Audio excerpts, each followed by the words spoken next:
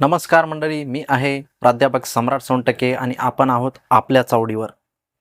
काँग्रेसचे ज्येष्ठ नेते खासदार वसंतराव चव्हाण यांच्या अकाली निधनाने नांदेड लोकसभेची जागा रिक्त झाली आहे. महाराष्ट्र विधानसभा निवडणुकीचे वेळापत्रक जेव्हा जाहीर झाले तेव्हा निवडणूक आयोगाने नांदेडमधील लोकसभेची पोटनिवडणूक सुद्धा जाहीर केली. काँग्रेसने या पोटनिवडणुकीमध्ये वसंतराव चव्हाण यांचे पुत्र रवींद्र चव्हाण यांना तिकीट देऊन आपला उमेदवार जाहीर केला. वडिलांच्या निधनाने रिक्त झालेल्या जागेवर रवींद्र चव्हाण निवडणूक लढवित असताना त्यांना जनतेकडून सहानुभूती मिळते का हे पाहावे लागणार आहे. रवींद्र चव्हाण यांची ही पहिलीच निवडणूक असून ते आपल्या राजकीय कारकिर्दीला सुरुवात करत आहेत.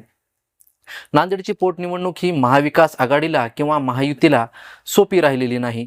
मागील वेळेस वसंतराव चव्हाण यांनी भाजपचे उमेदवार व माजी खासदार प्रताप पाटील चिखलीकर यांचा 50,000हून अधिक मतांनी पराभव केला होता.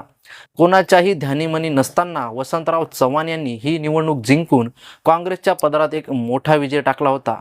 पण त्यातच त्यांच्या अकाली जाण्याने काँग्रेसला मोठा धक्का बसला आहे. स्थानिक कार्यकर्त्यांमध्ये त्यांची जाणीव सतत भासत आहे. नांदेड जिल्हा हा काँग्रेसचा बालेकिल्ला मानला जातो. 2014 मध्ये देशात मोदींची लाट असताना काँग्रेसचे उमेदवार अशोकराव चव्हाण यांनी नांदेड येथूनच आपला विजय मिळवला होता. पण 2019 मध्ये भाजपचे नेते प्रताप पाटील चिखलीकर यांनी त्यांचा पराभव केला.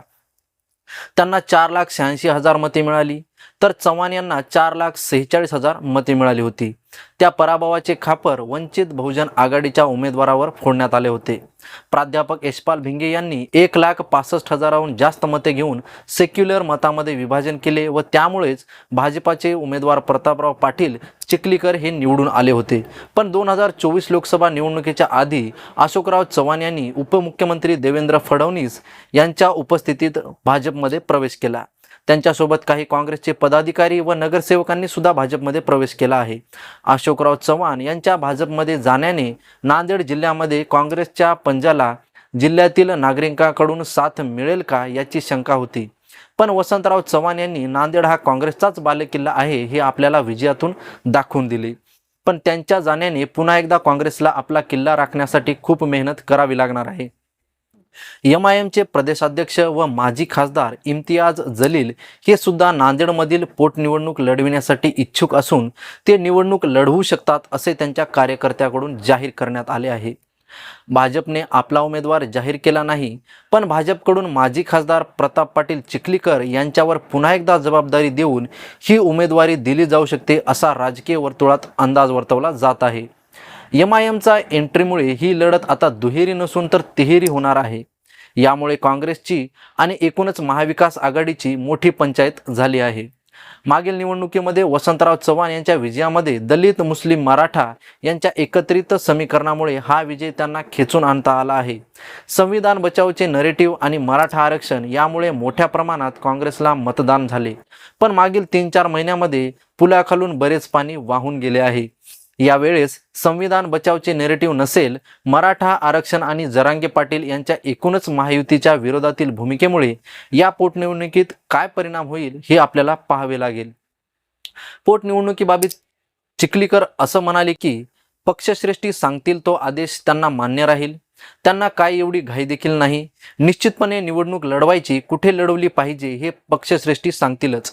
भारतीय जनता पक्ष पोटनिवडणूक लढवणार आहे की नाही हे त्यांना माहीत नसल्याचे त्यांनी सांगितले.